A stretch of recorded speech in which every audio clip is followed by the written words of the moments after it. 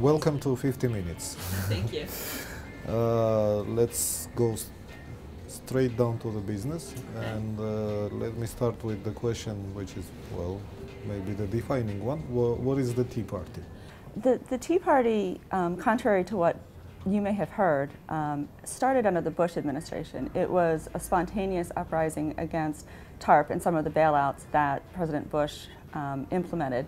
It started with a woman named Mary Reykjavik in Florida. She got 12 of her friends together to protest, actually with Obama when he was running for office with Charlie Crist. So that was the start of the Tea Party. It's very bottom up.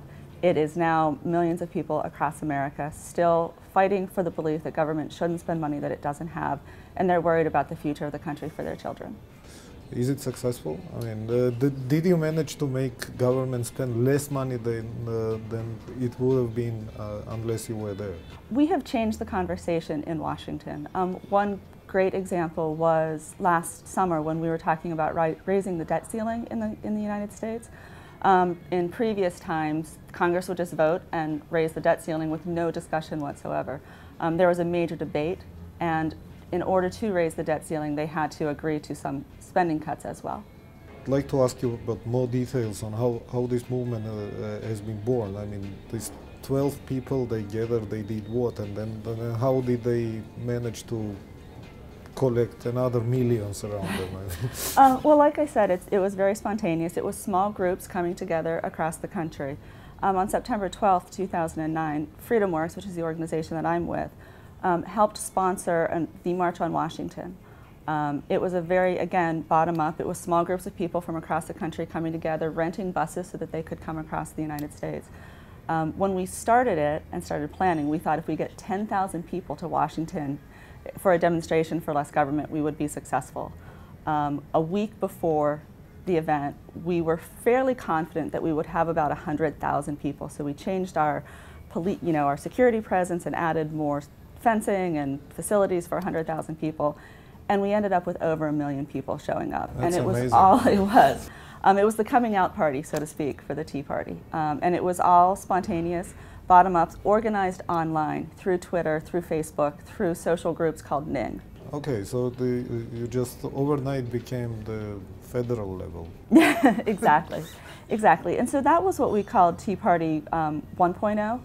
And Tea Party 2.0 was very active in the 2010 elections, working to get people like Marco Rubio elected in Florida. You mean the elections to Congress and Senate? Yes, the elections to Congress in 2010, working to get Marco Rubio elected against the establishment candidate Charlie Crist. So that was 2.0.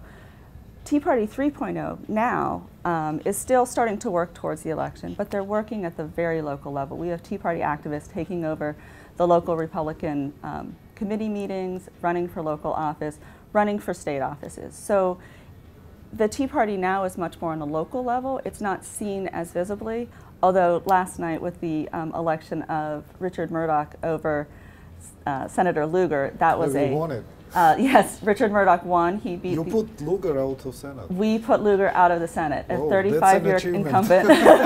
Yeah, so for people that are think that the Tea Party is dead, they just need to read the newspapers in Indiana. Ask Lugar about it. Yes, ask Mr. Lugar about it. So that actually brings us to the question about strategy. I mean, what do you try to achieve and how? I mean, is it just, as you said, the local level, and something like putting Senator Lugar out of the Senate is a kind of an accident that happened? No, or it's the way you work? Putting Senator Lugar out of the Senate was surely not an accident. We believe that government goes to those who show up. And we believe that once someone is elected to office, he's not going to then act in the public's best interest. Every single person is self-driven, and he will act in his own best interest. So the best way that we think to keep congressmen and senators true to the beliefs that we have is to keep all of these activists motivated and keeping pressure on the elected officials so that they vote the right way on legislation and keeping them from voting the wrong way. Before we go to the issue of how do you keep this pressure, Yes. I would like to hear, what's your agenda? Can it be said that, say, the Tea Party is a libertarian movement? Yes. In what sense? I mean, well, what is your political agenda? Right. I mean, our political agenda, FreedomWorks' slogan is lower taxes, less government, and more freedom. And I think that sums it up. We focus on fiscal issues only, so we focus on taxes and regulations. So the overall agenda, I think, of the Tea Party is to keep government in proper balance, to not spend money that it doesn't have, to focus on the deficit, to stop putting onerous regulations on individuals and businesses that keep people from being successful. And do you have any kind of, do you take any position on foreign policy or, I don't know, some global issues? We focus purely on economic issues. So you just don't care? Right. How it is run? Is there a leadership of Tea Party? No, there is no leadership. What is the structure, how it does look like? And I mean, there is no leadership, and that's why it is as successful as it is. You have small groups. You have your local city Tea Party. They will get together at statewide conventions. At FreedomWorks, I mean, we're a national organization, but we view ourselves as a service center to the Tea Party. We basically ask them, what do you need from us? I mean, we're a national group, but we certainly are not the leader of the Tea Party. We don't tell them what to do. We ask them, what do you need? And it may be something as simple as they want to hold a protest and they need insurance and they can't get insurance. So we will provide a rider on FreedomWorks. Yes, a liability insurance policy to make sure that nothing bad happens if there's damage. If they break stuff or something. Right, exactly. You know, we will. So do you break stuff? No, unlike unlike Occupy Wall Street, we don't break things and we clean up after ourselves after our demonstrations and rallies. It's good. I mean, so you don't stay in the street for a long time. No, we don't. To quote Senator Rand Paul, the difference between the Tea Party movement and Occupy Wall Street is that we show up, we have a rally, then we go home, we take a bath, and we go to work. And how do you manage that? How do you manage so nobody forgets about you when you go home? I mean, in continuation of the question, how do you keep the pressure on? Right. I mean, well, what do you do? I mean, we do a lot through social networking. At FreedomWorks, we have 1.6 million fans on Facebook who are very, very active. We use that mechanism to get the word out to people, asking them to take action, to call their senators, to write their congressmen, that sort of thing.